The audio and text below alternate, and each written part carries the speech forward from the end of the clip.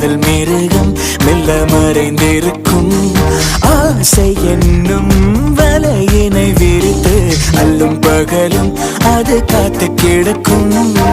நண்பர்கள் என்று சொன்னால் சிரிக்குமே, நாளைக்கு பார் என்று உரைக்குமே, நெஞ்சுக்குள் தூண்டில் வைத்து இழுக்குமே, நம்மிடல் அதன் வழி நடக்குமே.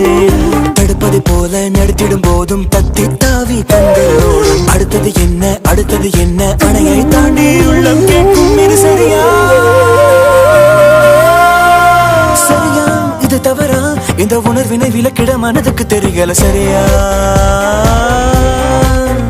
காதல் தவறா